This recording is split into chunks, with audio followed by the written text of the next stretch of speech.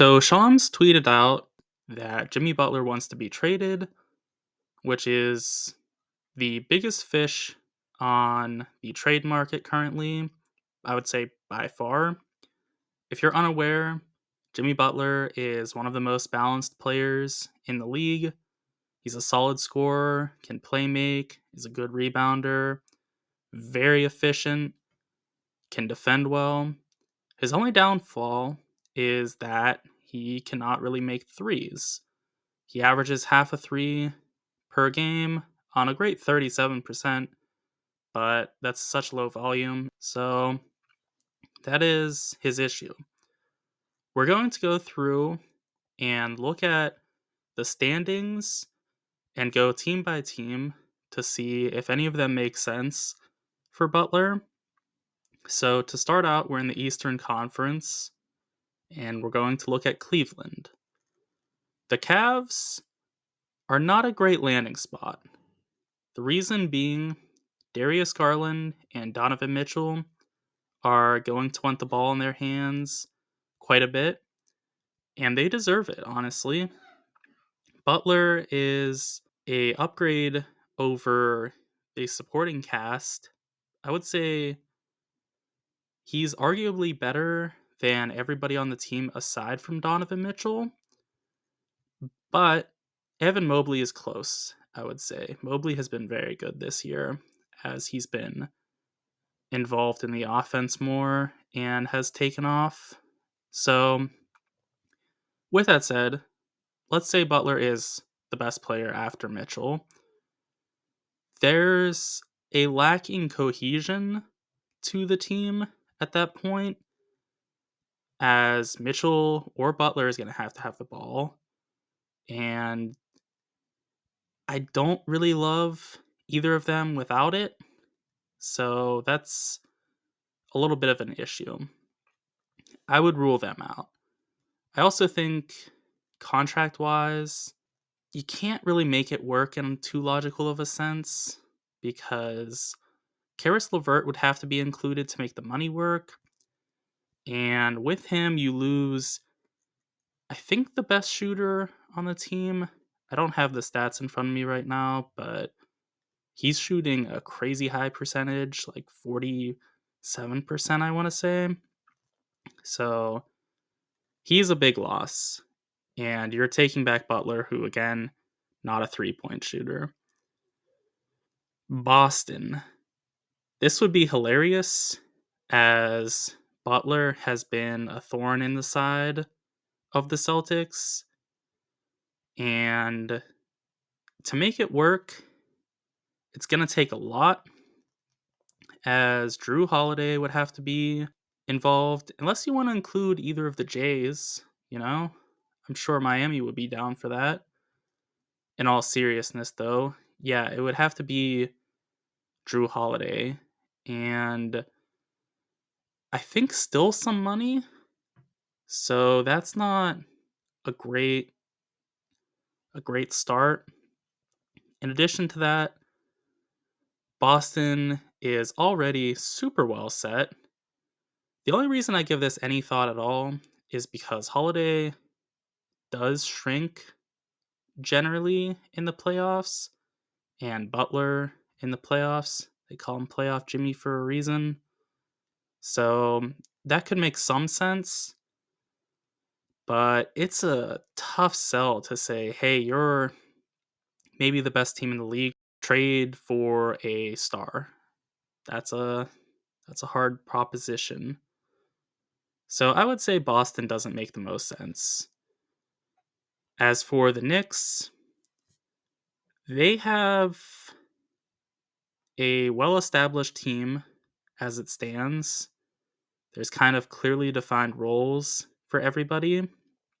So Butler could make things a bit difficult. With that said, Josh Hart would be the centerpiece in this deal. And that's not great for the Knicks. Obviously, you're going to have to give up something to get something. And Butler is a great something. But Hart is scoring well this year and is an efficient three-point shooter all of a sudden. So I say all of a sudden, I think he was initially efficient when he was with the Lakers. So he has some history of shooting the three well, but he's mainly just been a scrappy, tough rebounder and defender lately. Anyways, I don't I just don't see it with the Knicks. I think there's just too much things going against it, which is very vague. Let me clarify. You have the fact that there are those clear roles for people. You have the fact that you have to give up a three-point shooter, and you're already not a great three-point shooting team. You're roughly average, I want to say. And in addition to that, you also lose a guy that can do things with the ball out of his hands, and you gain another ball handler, which is a lot of mouths to feed. So the Knicks don't make sense to me. The Magic, I'm going to be very brief with. No. They do not have the shooting, and they also are not on the right trajectory at this moment. I think that they need to be looking at the long term in basically every move and not really look at all into the short term. Milwaukee, this is one that has some legs to it. It took us a while, but we finally got to one that is not like an immediate no. Chris Middleton would be the centerpiece, and that would be most of the money fixed.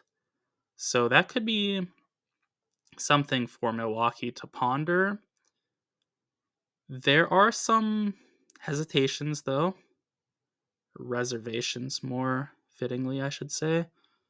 As Middleton is good with the ball in his hands, but he's also good off ball.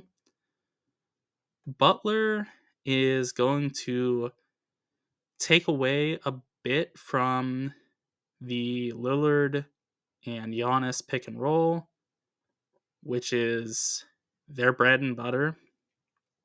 It is what they should be predicating their offense on. And in addition to that, it could get a little clunky in Milwaukee with the Middleton shooting being missed. You still have Lillard, obviously, one of the best shooters. And you also have some role-playing three-point shooters also. But then you also have Giannis and Butler, who are not going to be good distant shooters.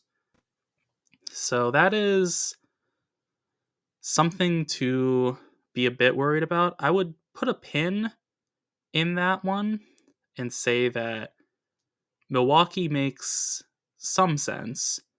It's just you're going to have to give up Middleton more than likely. I don't see a way outside of Middleton to make the money work. And at that point, you're losing some three-point shooting, which is valuable. You don't have a lot of it to spare. Even though you are a good three-point shooting team already, you wouldn't be really possessing many options at that point if you get rid of Middleton. As for the rest of the Eastern Conference, I'm going to do this a little bit out of order, with Philly being the next team.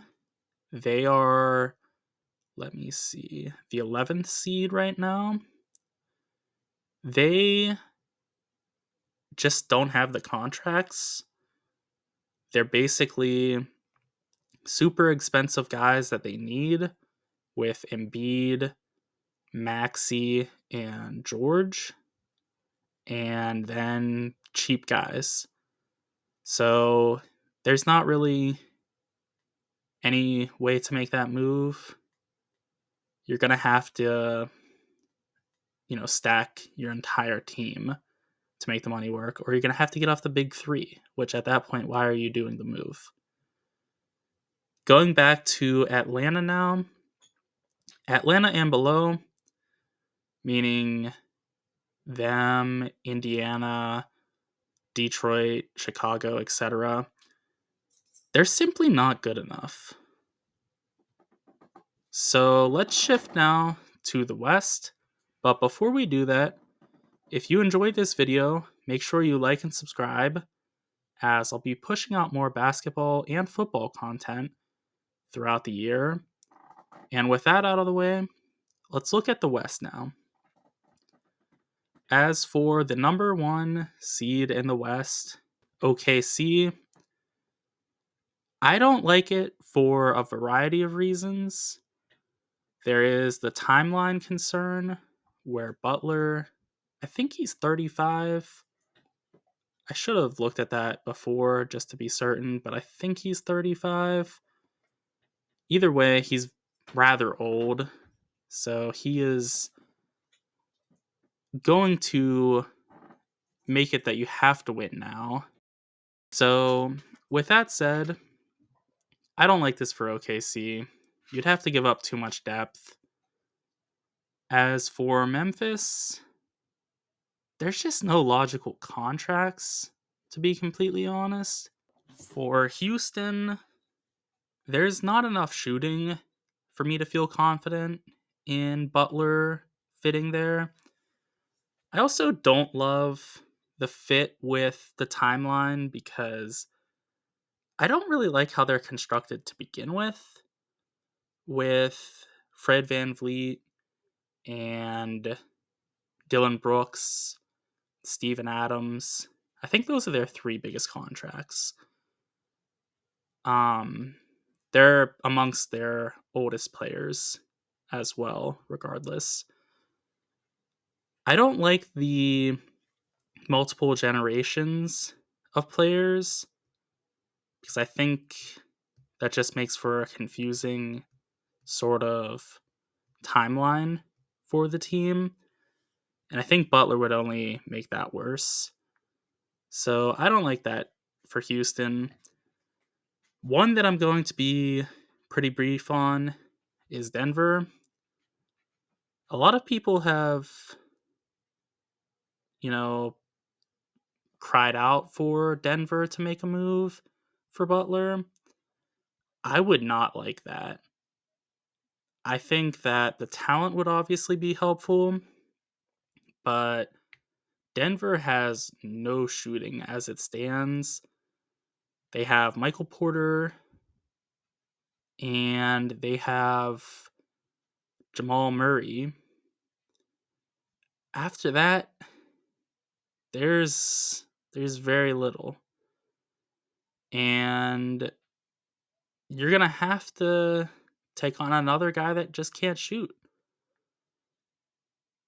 The next 3 all have the same situation. Dallas, there's no contracts that make sense.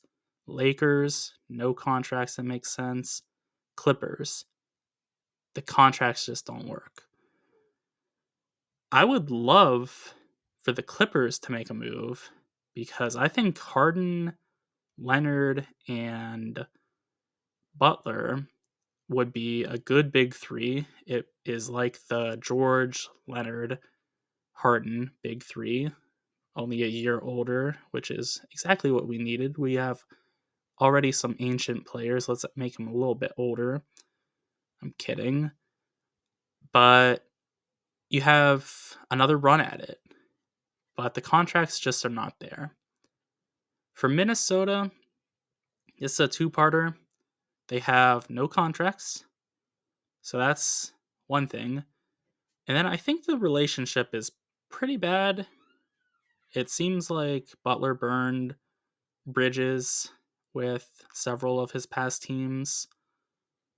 Maybe I didn't phrase that perfectly. It seems like bridges were burned involving Butler and the recent, or his past teams rather, not recent. I don't know why I thought recent. For Golden State, the contracts are not there. Andrew Wiggins, far too valuable of a piece to give up for Jimmy Butler at this age. It just doesn't make sense. The Spurs, they're too young. Butler's not going to make them win now. For Phoenix, this is another one where there's some legs to it. You could basically swap Bradley Beal, who has a bad contract, and you would get Jimmy Butler, who is a better player. The thing is, though, I don't know how much better of a player he is than Beal.